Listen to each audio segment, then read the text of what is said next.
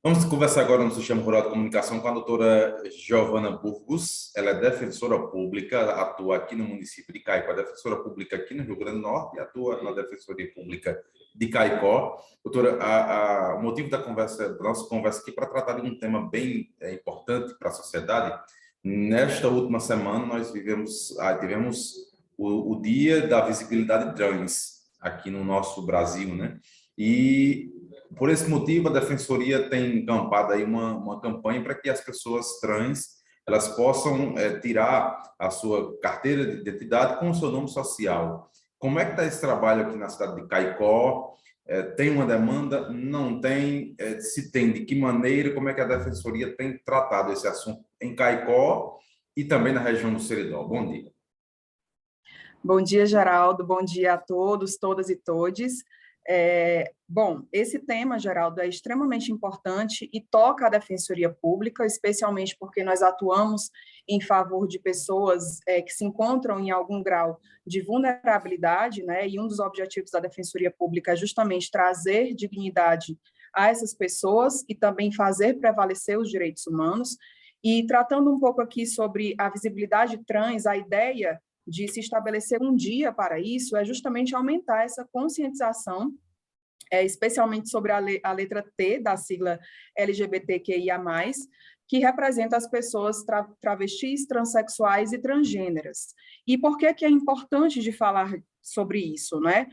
Nós ainda vivemos, especialmente no atual cenário, um forte incentivo à intolerância. E nós percebemos, né, números super altos de pessoas trans que sofrem algum tipo de violência, que sofrem algum tipo de prejuízo com relação aos seus direitos. E temos alguns dados com relação ao nacional, por exemplo, de que apenas 50% mais ou menos por volta dessa população assume publicamente a sua orientação sexual ou a sua identidade de gênero, não por outro motivo, mas porque tem medo, né? Então, é bem importante a gente falar sobre isso, até para desfazer alguns tabus e esclarecer algumas questões de identidade, sexualidade e gênero. Eu acho que a gente pode começar falando um pouco sobre uma dúvida que muitas pessoas têm.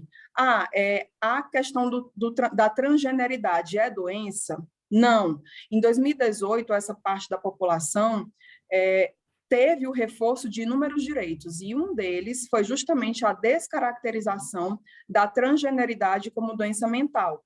Hoje nós tratamos sobre a disforia de gênero, como é colocada pela Organização Mundial de Saúde, como um grande sofrimento psíquico, né, que é sofrida por essas pessoas, por ter uma incongruência entre o gênero que é experimentado e o gênero de nascimento dessas pessoas. E algumas características, né, ficam bem evidentes nessas situações.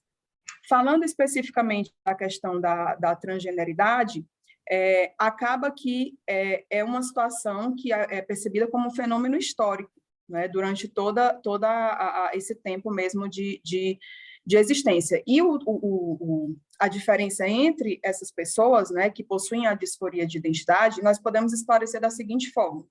O transexual, por exemplo, é uma pessoa que busca ou passa por uma transição social, que pode incluir uma transição por meio de alguns tratamentos hormonais ou cirúrgicos, para que ela consiga se assemelhar com a sua identidade de gênero, né? E aí já difere do travesti por outras questões, né? E aí, independentemente de a pessoa fazer ou não a transição, a lei garante a alteração do nome e do registro civil dos documentos. Desde 2018, nós tivemos aí, por meio de uma ação que foi bastante importante no Supremo Tribunal Federal, discutindo esse tema, é possível que pessoas trans possam solicitar a mudança do seu registro, independentemente da submissão à cirurgia de redesignação sexual. E aí, nós temos, então, a partir desse momento, o desenvolvimento de um provimento que possibilita com que essas pessoas façam a retificação do seu registro civil. Por exemplo, aí você me pergunta, mas como é que isso é feito aqui na região de Caicó? Hoje nós temos uma facilitação com relação ao segundo cartório, né, o segundo ofício de pessoas naturais, que garante que, inclusive, essas pessoas consigam fazer essa alteração de forma gratuita. Caso esse direito seja violado de alguma maneira, aí sim essas pessoas podem buscar a Defensoria Pública, porque a Defensoria tem condições de garantir o direito dessas pessoas de maneira integral, gratuita, sem qualquer custo. Existe, Geraldo, uma documentação que é obrigatória para que essas pessoas apresentem no cartório. E aí... E que documentação é essa? Pode ficar à vontade, doutor. Certo. Essa documentação obrigatória acaba sendo aquela documentação básica de identificação, que é a certidão de nascimento, a certidão de casamento, se houver, não é? A cópia do RG, a cópia do CPF e, inclusive, cópia do título do eleitor. Existem também algumas certidões que precisam ser apresentadas, como, por exemplo, certidões de antecedentes criminais, certidões de distribuição cíveis e criminais da Justiça Civil, federal, criminal e estadual, e, inclusive, algumas certidões também de cartórios, né, de protesto de títulos extrajudiciais. Às vezes a pessoa pode se confundir, né? A documentação é um pouco extensa, mas no próprio cartório ou na própria Defensoria Pública, essas pessoas conseguem identificar exatamente quais são esses tipos de certidão e a gente consegue emitir, porque a maioria dessas certidões são emitidas online, né? Por meio dos sites de cada justiça. Além disso, também é importante lembrar que é preciso o comprovante de endereço dessas pessoas. Doutora, duas dúvidas. A primeira, o período para mudança, para essa mudança, demora um processo demorado ou é rápido, na hora se resolve? Questões de momentos ali se resolvem. E uma outra questão, o nome social que a pessoa escolheu, essa mudança de nome, ela passa a constar só na identidade ou passa a constar no registro civil? Essa mudança do nome social, quando ela chega no cartório para fazer a alteração, ela passa a constar na certidão da pessoa, do registro civil. Só a partir daí, a própria pessoa vai poder pegar essa certidão e enviar para os órgãos para verificar, então, as alterações dos outros documentos, como RG, CPF, e costuma ser um processo rápido. O que acontece? Muitas pessoas foram registradas em outros locais que não da residência. Por exemplo, a pessoa nasceu em outra cidade que não em Caicó, atualmente está residindo em Caicó. Aí o processo costuma ser um pouco mais demorado, porque esse procedimento precisa ser enviado para o ofício do local em que ela foi registrada e só então ter essa retificação do registro, seja com relação ao nome, seja com relação ao gênero, efetivado. Nesses casos, é importante lembrar, Geraldo, que é possível que haja a cobrança de algumas custas, né, até por esse traslado do procedimento.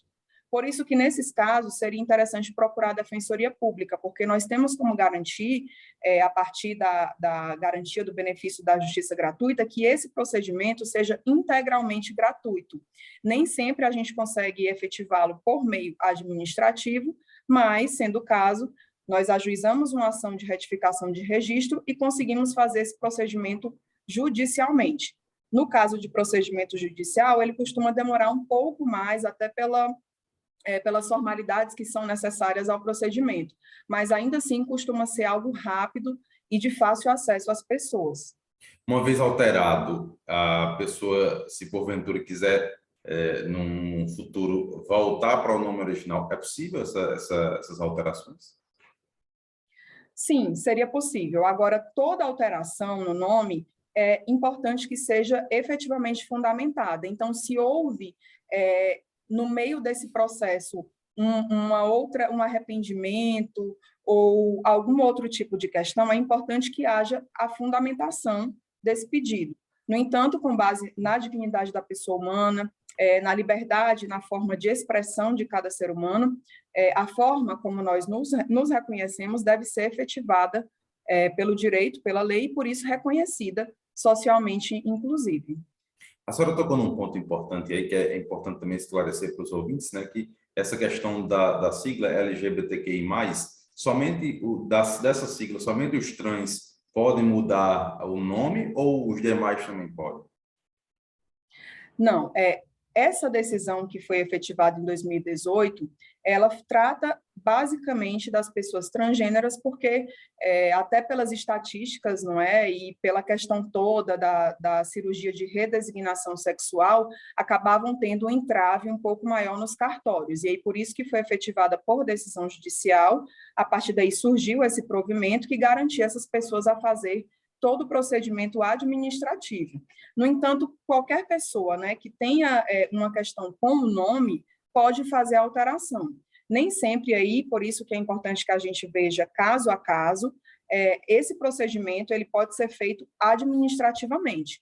Então, como as pessoas transgêneras, né, que são as que efetivamente buscam o cartório, ou buscam a defensoria pública, têm essa necessidade da alteração do gênero e do nome social, acaba que a decisão foi voltada a esse público específico. Em outras situações, seria necessário um estudo, né, até para verificar o porquê da necessidade da alteração do nome. Então, só ratificando, aqui em Caicó existe sim uma demanda, na região do Seridó também existe, mas não necessariamente ela passa pela defensoria, não é isso? Isso. Em Caicó, nós não temos um registro, até hoje, não é, de que esteja havendo a violação desse direito, porque é garantido a essas pessoas chegar no cartório e efetivar o procedimento tranquilamente, inclusive de forma gratuita. Hoje, nós temos em Caicó, no segundo ofício, esse procedimento sendo tranquilamente garantido, né? Inclusive fica ali o cartório na rua Otávio Lamartine, no centro, número 830. Se a pessoa chegar no cartório e não conseguir ter o seu direito efetivado, ela pode procurar a Defensoria Pública para que haja ou a judicialização, a expedição do ofício para a garantia do direito dela. A princípio, então, é importante que as pessoas procurem o cartório. Isso. No cartório, hoje, ela vai ter toda essa assistência, inclusive com a relação, o rol de documentos que é necessário para efetivar esse direito, e caso haja qualquer problema, a Defensoria fica à disposição para sanar. Ok, doutora. Aproveitar a oportunidade da senhora aqui no Sistema Rural de Comunicação, falar um pouco do trabalho da Defensoria. Assim como as demais instituições, a Defensoria passou um tempo em trabalho semipresencial, home office, mas agora esses trabalhos da Defensoria em Caicó já retornaram presencialmente? Isso, Geraldo. Inclusive, nós estávamos com um atendimento híbrido, tanto presencial, com um rodízio de servidores, até para a garantia da saúde, não só dos assistidos, como do próprio corpo funcional, mas atualmente, inclusive depois da vacinação, né, nós temos aí a volta e o retorno do trabalho da Defensoria completamente presencial. Então, hoje nós estamos atendendo na rua José Evaristo, número 800, o bairro El Penedo, de 8 às 2 da tarde, de segunda a sexta-feira. Aos sábados e domingos também há o plantão da Defensoria, e todos esses serviços podem ser encontrados, não é, nesse período de funcionamento. Quais são os principais serviços que a Defensoria tem oferecido em Caicó? Atualmente, nós temos uma atuação muito forte, principalmente no âmbito civil, com as questões de família. Então, nós recebemos muitas demandas de alimentos, de execução de alimentos, outras demandas cíveis também com relação a medicamentos. A parte da saúde é muito movimentada também no núcleo. E outras demandas referentes ao criminal. Nós temos a garantia de medidas protetivas de urgência para mulheres que sofrem algum tipo de violência doméstica, também a defesa em processos criminais, o acompanhamento da execução de penas. Nós temos uma gama de serviços muito ampla mesmo. Às vezes, a maioria da população não conhece, né, todas as atribuições da Defensoria, mas nós temos uma atuação que não se preocupa só com o aspecto da vulnerabilidade econômica dessas pessoas, né? Também existem outras vulnerabilidades que, independentemente do valor que a pessoa receba, também se encaixa na atuação da Defensoria, como algumas questões de consumidor, algumas questões referentes à defesa de crianças e adolescentes. Então, na dúvida, procura a Defensoria Pública que nós vamos poder esclarecer. Quais são os critérios para que a população, uma pessoa da população, busque a Defensoria para um desses serviços que a senhora falou? Geralmente, as pessoas precisam se enquadrar no aspecto econômico, que é receber até 2 salários mínimos. Mas esse critério ele não é fechado, né? Existem algumas situações de pessoas, por exemplo, que recebem até um pouco a mais, mas estão passando por uma situação, por exemplo, de endividamento, em que a gente consegue oferecer esse serviço também.